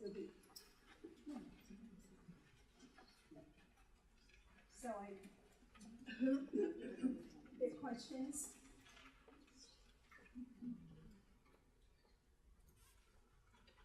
Yeah, one question I had in looking at the blacks, knowing that pastels have to have fillers in them, and fillers are usually white, or that's what I know about them. Do they have fillers in them? How do you maintain? I mean, it's probably a trade secret, but I'm just curious, does a black pastel have a filler in it, or is it another non-white substance? In this particular case, we did have another black in it, but when you in terms of proportion, the carbon black was, volume-wise, it was quite significant. So, and it was so strong too that it didn't really have much of an impact. I think I'd probably tried it with more. I don't recall, but in this case, we had the binder as usual, or the binder that we found necessary for it. But there was another black pigment we used to maybe help stability a bit. I think oftentimes we do that, like I was saying, we try to lean on other pigments instead of having to put more binder or filler to get especially the texture that we want. I have a question relates to both of yours. Dr. Kremer, do you oversee the grinding of colors when you first get the stones in your mill, or is that something you have an outside person, company, take care of? Actually, we do most of these things in our lab. If the demand is growing and becoming thousands of kilos per year, then we don't do this at home. We have another company doing this. But usually, let me see, about 90-something% of what we produce is homemade at my place. And there is what we do, the cleaning of the raw materials. We separate this, then we crush it in breakers, jaw breakers, and then we grind it, and then we sieve it.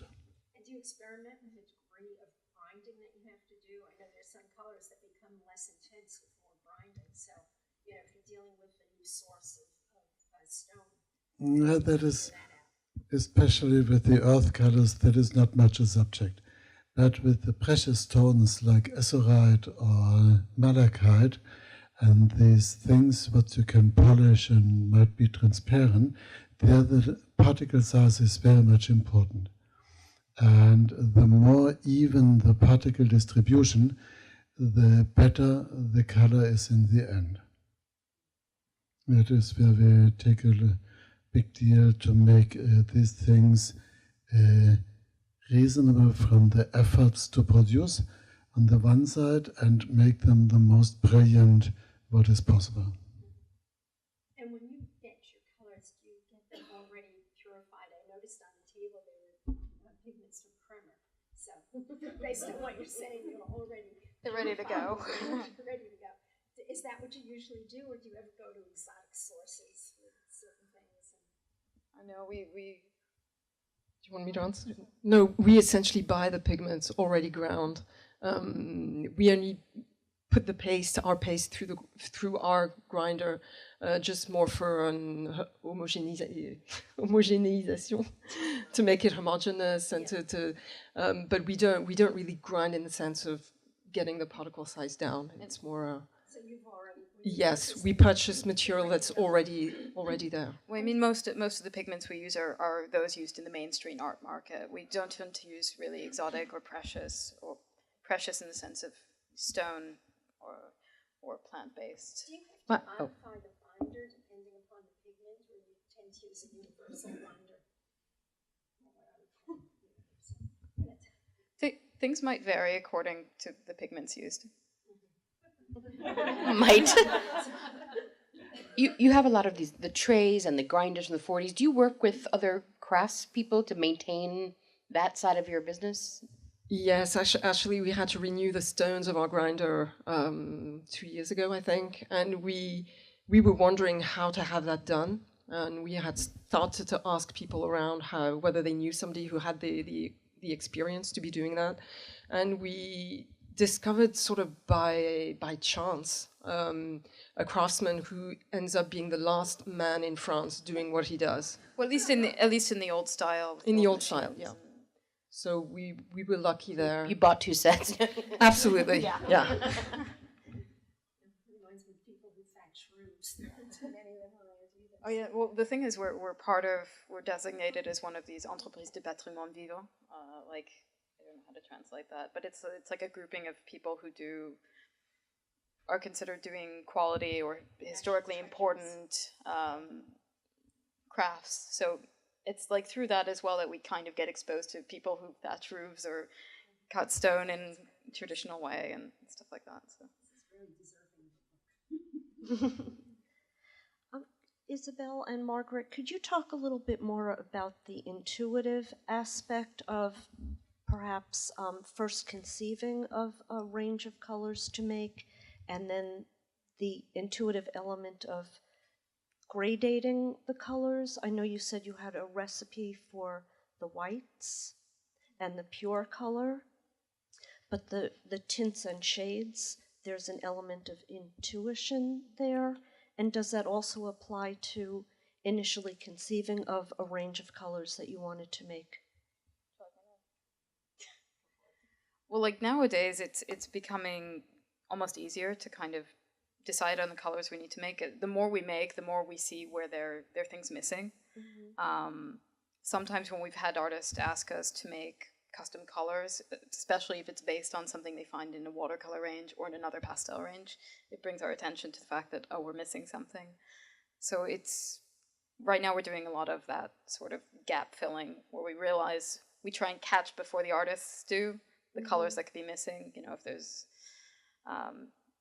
right now actually we're doing a number of greens to kind of branch these sort of olivey greens and these kind of cleaner summer greens. And it's the same a bit for the gradation. Now that we have so many colors made, we tend to start by designating the lightest color we do. So we don't want to double that or don't want it to be too close to something that is already in the range. Then after we kind of subdivide, you know, to try and make a balanced steps. But, you know, sometimes we do it better than others. Sometimes we end up correcting things we've done because we felt we could do it better. You know, we felt we could make the steps more consistent. Or there were gaps that were too close. You know, and again, sometimes we find pigments that make us realize that, you know, we could have something else.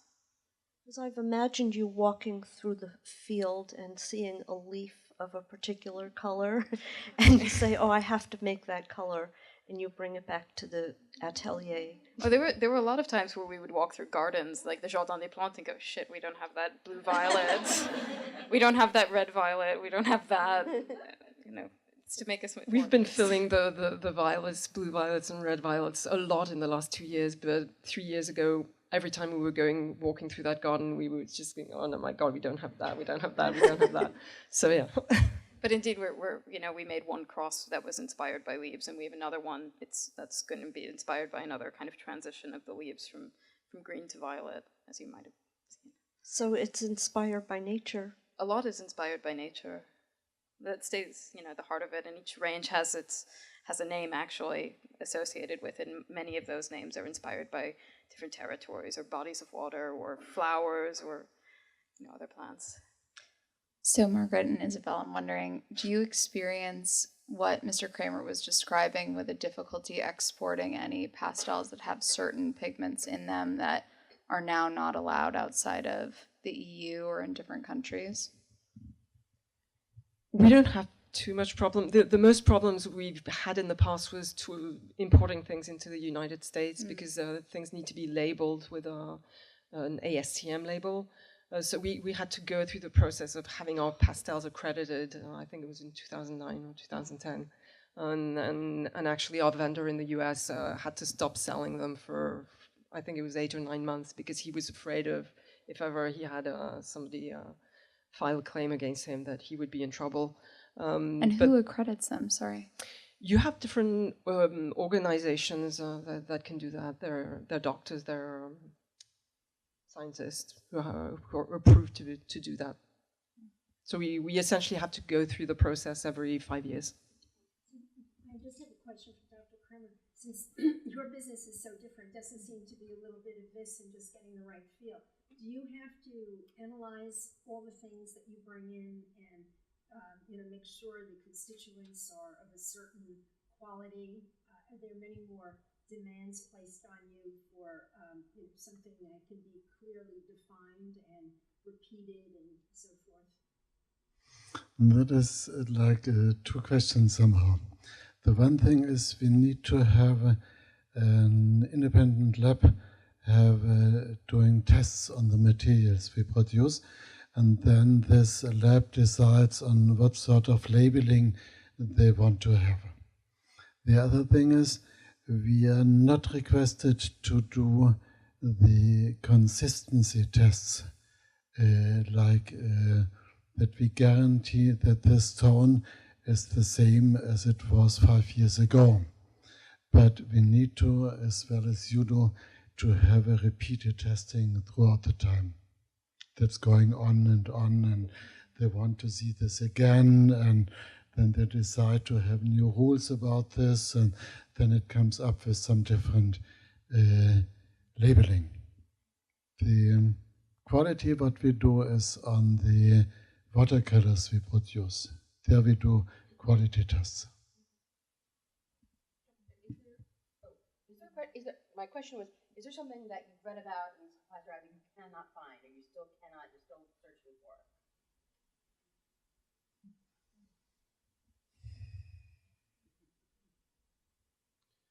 Actually, yeah, there is one thing that was very common in Europe in the medieval times and in the Greek-Roman times.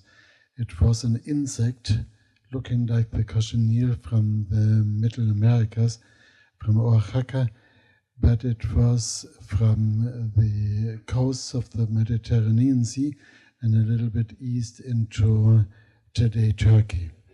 It's called carmine. It was a little lass. And this carmine looks like it's vanishing. In the 70s, it was still a standard entity for dyeing wool for the red face of the, let me say, Tunisian imam. But in the 90s, it started to vanish, this animal, and we have a little bit left what was collected in the mid of the 1990s.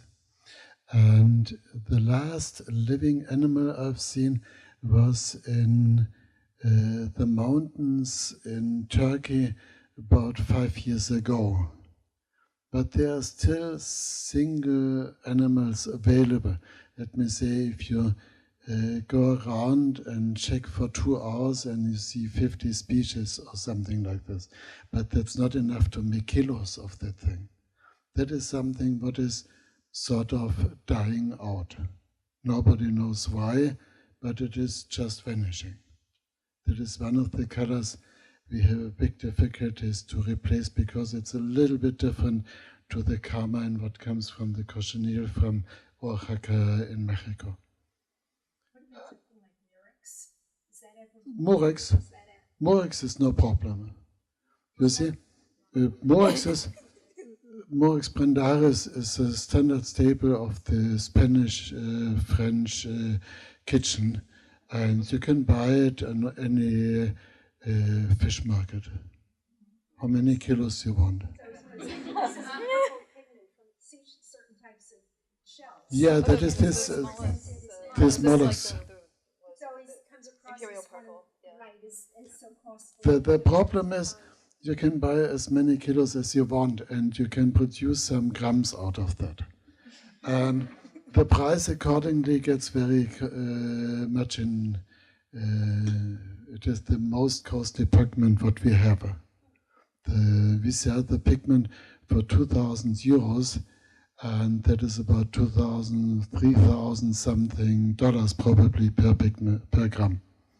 You can buy this in my store in Chelsea, but we might have difficulties to supply kilos.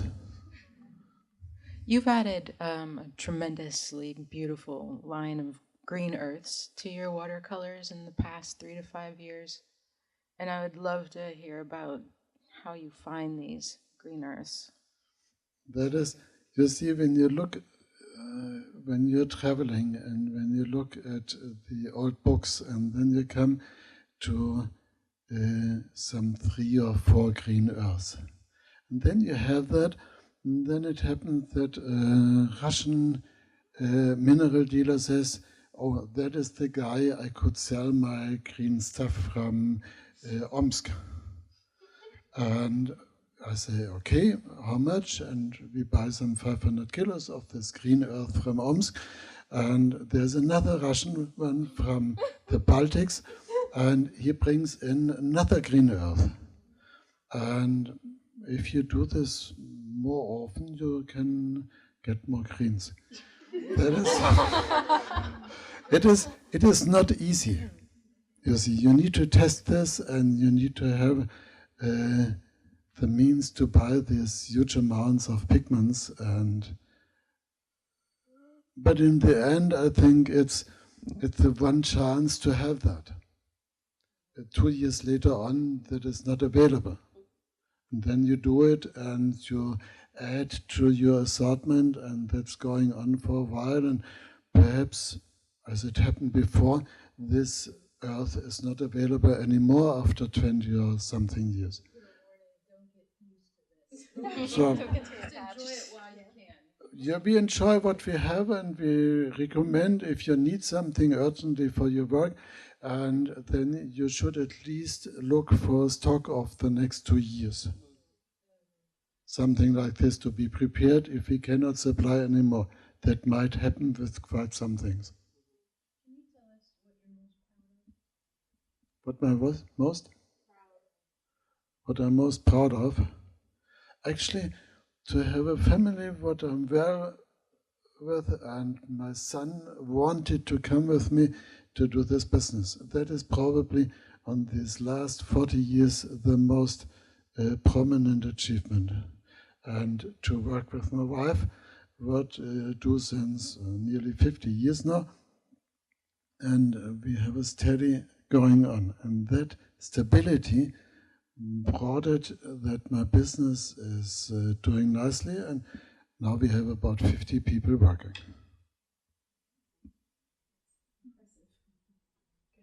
Your comments about ivory black earlier today sparked my curiosity about the coming and going of pigments, and you're witnessing that over your lifetime. How are you documenting this? And because it's extremely valuable in a historical sense. My first catalog was printed in, that was a 1-page photocopied in, I think, early 1976. I had a copy here at the university, and I used this to do some 200 copies or something of this first list of pigments available. And we have a full line of what we did in archive. We don't do much more on the archival thing. We could do more, I agree on that. And we have a library where we have all these written and printed things, but we don't have like a really ongoing archival impact on everything what we did. We do not have the invoices of these early years. We have reference materials from these days. I think what I was particularly impressed by is that history is a series of stories, and your stories have been very narrative today and very informative. So I guess I'm very interested in your stories. And so that's when I say, how are you documenting this? I'm interested in what you were saying today. There's a line of public acknowledgement. There's a line of perhaps 30, 40 films in public TV, and there's a line of people who did some printing on us and some audio, and all this is all documented. Of you? Of myself and my company, what I'm doing. there's quite a lot. If you're, I would assume that if a particular pigment doesn't appear in a catalog, that you've ceased to use it. And I just have a question, or is it because it's not available, or it's become so scarce, it's become too expensive? Would that be a reason not to stock it anymore?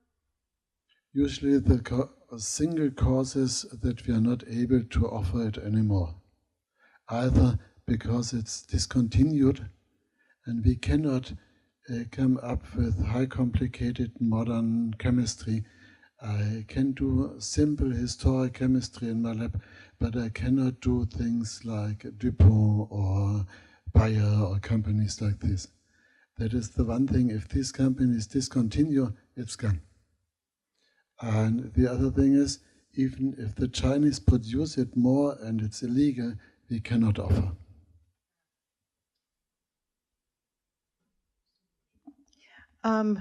Firstly, this was fascinating for me.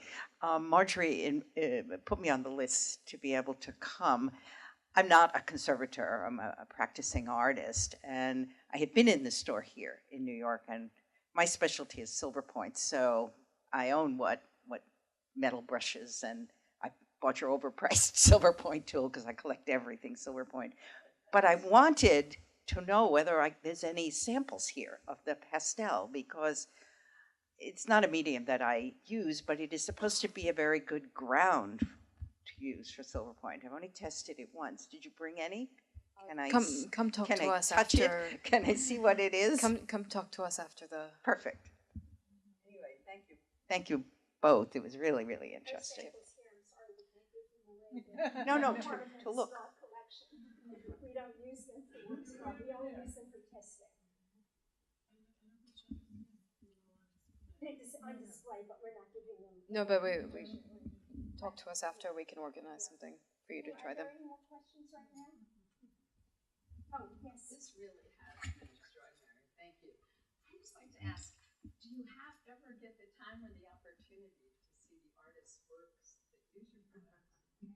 Yes, often actually. Yeah. No, it's really satisfying for us to see the result of how they're used. It does give us an extra purpose. Some of it is just us loving what we do and just doing it because we love what we do. But it's true that it's an extra step to see the pastels used. And the most moving time for me was it was a few years, maybe 10 years ago. I had made a lot of sticks, really specific colors for one artist. And when I walked into the gallery to see his exhibition, I just saw all of the colors that I'd made just for him. They were colors really specifically made for him, and I was just seeing them all on the wall, and that was just whoa. No, but what's nice is that a lot of these artists have become, close friends, and especially this whole circle who have been coming for 50, 60 years in some cases, who, really revered our predecessors, especially the eldest sister Hubert, and who, came to trust us in a sense. We had some big shoes to fill, and now they're really late career artists, and what's nice is not only the fact that we have this friendship, but they've really embraced us and everything we've been doing, a lot of the new colors. And again, these are artists in their 70s and 80s who, until the last 5-10 years, had a fixed kind of set of criteria when they worked, a really fixed palette, were very, very picky at the shop. This is I don't know if they've just mellowed out, but a lot of them have loosened up and have become really experimental. So it's really incredible seeing even the new stuff being embraced. Even the metallics, or artists like Irving Petlin. He invites us actually to lunch once in a while in Paris. We always go to this little Vietnamese place by the Panthéon near his house. And one day we actually offered him a few golds to thank him, and he kind of looked at us like we were crazy. And then like a few months later, we got a call from him, and he said, essentially, I found what to do with the gold. And he's just been using tons of it since. And it just works so well. But, people giving it a chance and trusting us. So.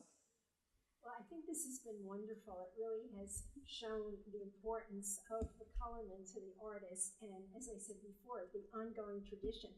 Most of us in conservation, at least, are constantly looking into information about how artists found their source of supplies in the past as well as today. And it is so important for understanding the work, even if we don't analyze it, just simply to know the materials they used, where they got it. Was it something that was on its way out or something just that was becoming popular? And you've put a lot of this into, helping us to understand. Anyway, we have a reception outside, and I hope everybody will be able to stay for a while and continue to ask questions. So thank you.